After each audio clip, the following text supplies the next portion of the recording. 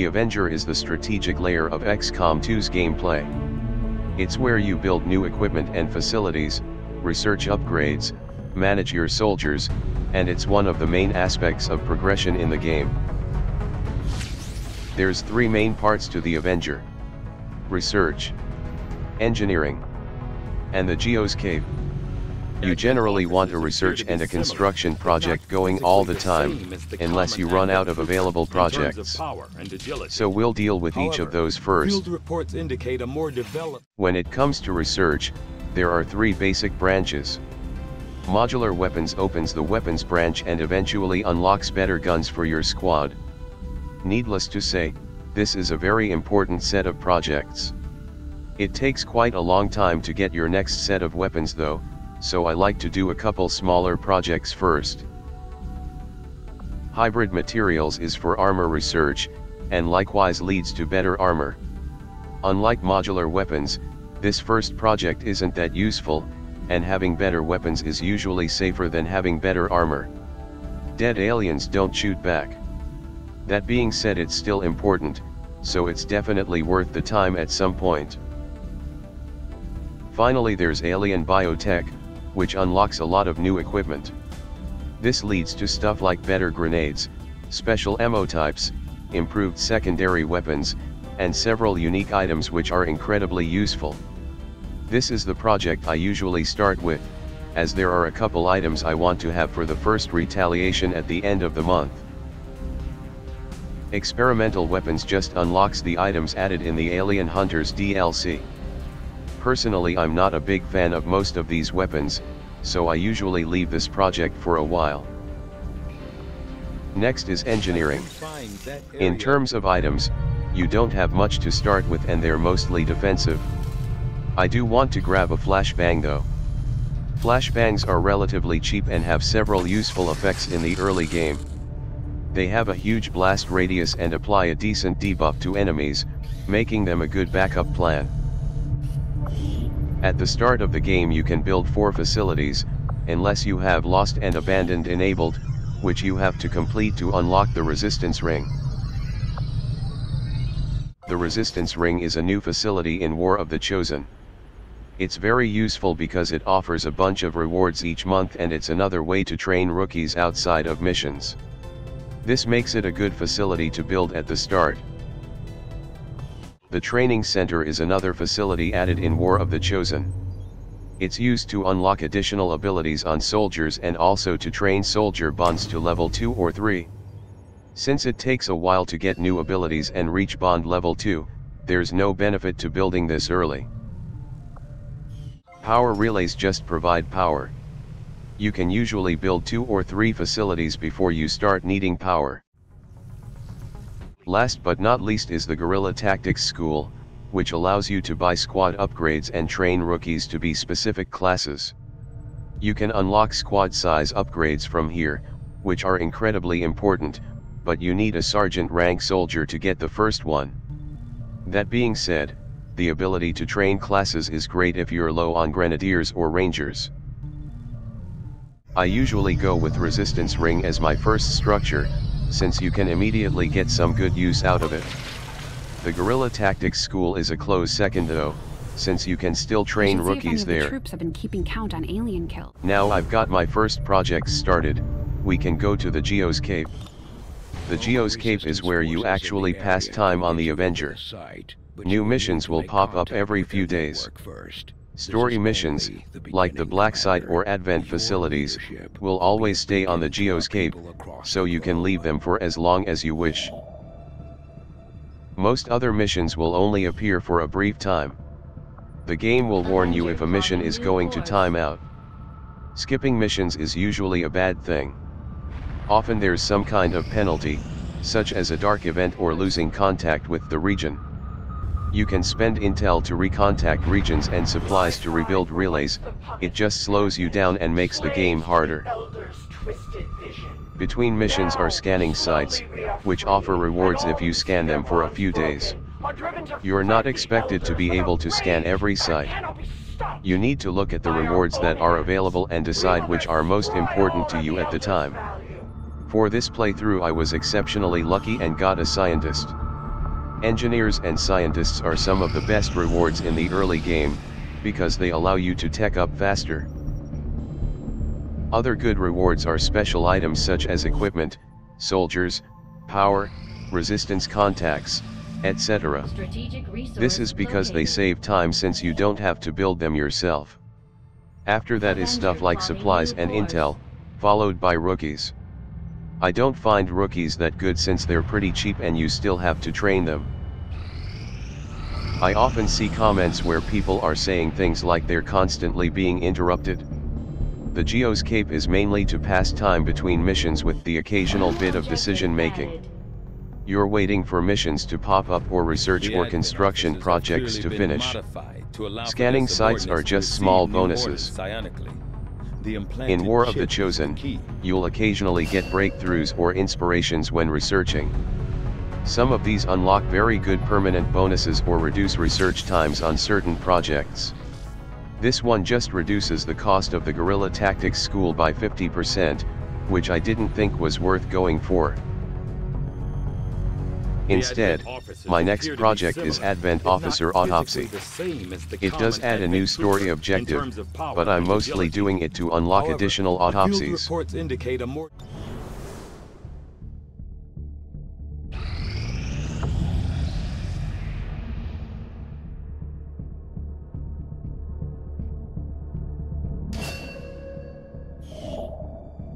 Thinking about it, I probably should have gone back to the faction HQ since I don't find rookies that good. The Skirmisher HQ reduces construction time, which is always useful. It's not that big of a deal though since the first Guerrilla Op shows up shortly afterwards anyway. With the first mission, the objective type is random but the reward is always an engineer. You need at least one engineer in order to excavate rooms on the Avenger. So if you fail this mission, you'll be stuck with only one facility until you randomly get another engineer, which can potentially take a really long time. Coming back after successfully completing the first mission, now we have one engineer. The first thing I do is put them on the resistance ring because I prefer to get one task done quicker than wait for two slower ones. On the Geoscape we unlock the Black Site mission, which is always one connection away from your starting area. It's good to contact the region at some point, so you have a backup for the Avatar project, but you can usually wait for a bit until you're more teched up. I decide to switch to the supplies scanning site, for the reasons I mentioned earlier.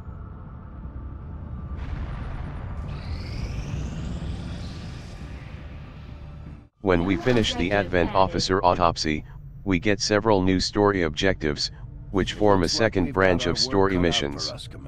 Both this and the Black Site missions remove progress from the Avatar project, about 1 to 3 bars worth.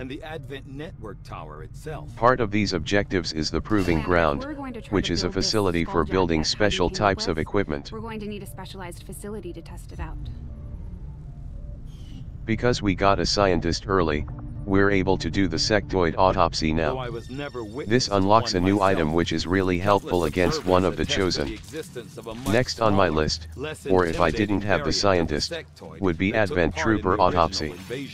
This also unlocks an item which is useful against a different chosen, but it's more situational. Is now a familiar face to our forces operating in the field.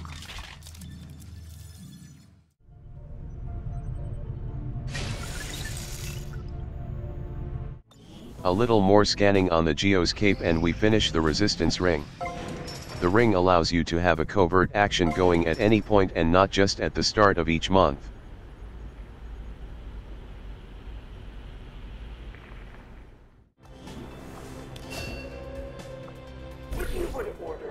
There aren't that many good rewards right now, so we'll make a head start contacting the Reapers. Reapers are the best scouts and they have some of the better resistance orders. This also lets us quickly promote our rookies, since covert actions give enough XP to get them to squatty.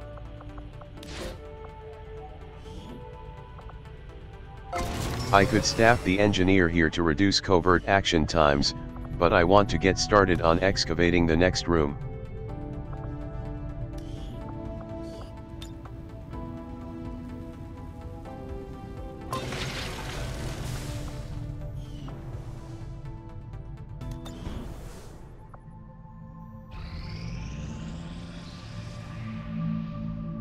This will prove to be an important step forward. Sectoid Autopsy unlocks the Mind Shield, which protects a soldier against psi effects like panic, stun, and even mind control. This isn't really necessary for most psionic enemies because you can just use a flashbang, or kill them, but the Chosen are immune to flashbangs and one of them uses psi abilities almost exclusively. As I said previously, my next project is Advent Trooper Autopsy. If I'd done this instead because we didn't have a scientist, I would now be looking at modular weapons. This gets us started on weapons tech and allows us to start attaching the weapon mods that we've been finding. The aliens have disguised this most glaring divergence from the human form with a carefully designed helmet.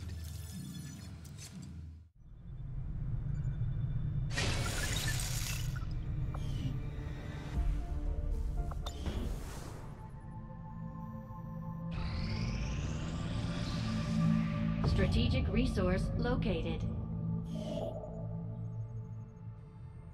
Avenger plotting new course.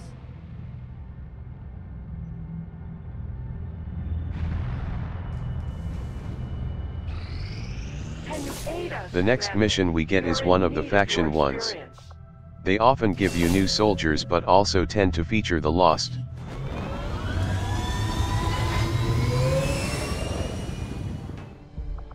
Back from the mission, we carry on scanning.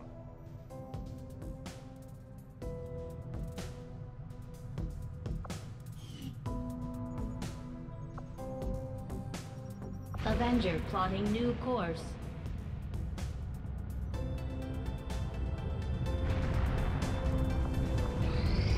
Our research was a success. The Advent Trooper Autopsy unlocks battle scanners, which are a scouting item that can be thrown to find enemies, even if they're concealed.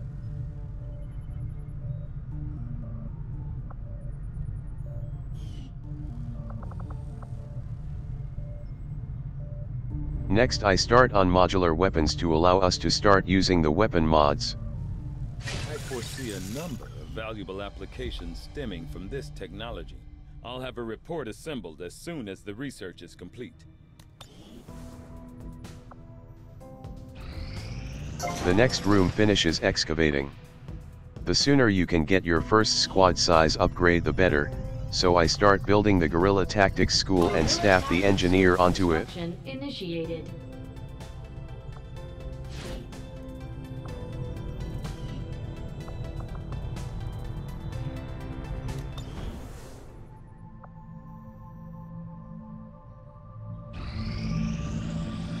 I am sure you will find the results to be as intriguing as I do, Commander.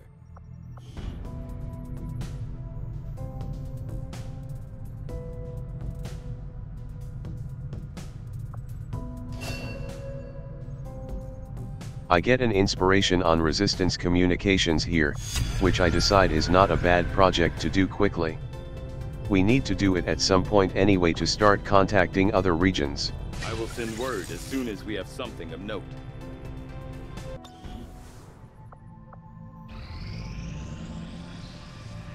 When inspired, our team is actually quite Not long efficient. afterwards that project has finished, and unlocks the Resistance comms facility. We don't need one of these right now though. There aren't many projects worth doing right now, so I decide to get started on magnetic weapons. I'll contact you They when I won't have be a ready full in time report for the back. retaliation mission, but we want to get them as soon as possible. Commander, we can now work to establish contact with local resistance groups operating out of regions around the globe. Once we've collected sufficient intel to make contact, we'll need to scan the target region for the operative signal.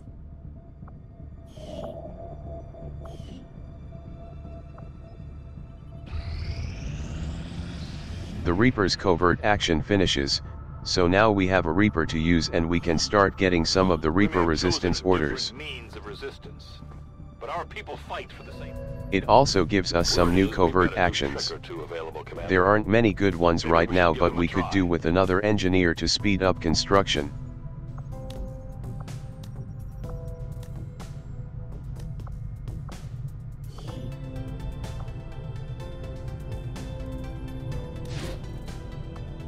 One of the rewards is a promotion for a soldier, so I decide to put the grenadier I got from the previous mission in. Rookies get promoted just from going on covert actions, so using one here would be a waste.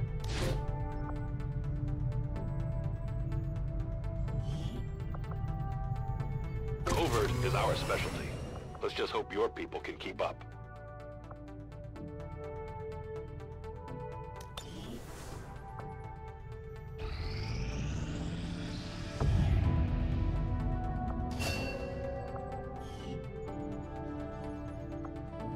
I'm not that interested in either of these scanning sites, so I decide to start contacting the Black Site region.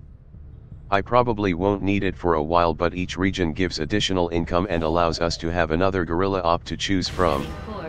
You can have up to 3 of them depending on how many regions you have access to. Attempting to establish local regional This is when the first Haven retaliation mission comes up. This is sort of the last roadblock when starting a new campaign. You can't lose your base starting region, but you will lose some income, and it's a pretty tough mission. There's a bit of time pressure, and if you don't have Lost and Abandoned enabled, this is where the Chosen will first appear. You really want to bring your best troops, along with your starting faction hero. I also want to bring some of the items I've tried to research, such as mind shields and a battle scanner.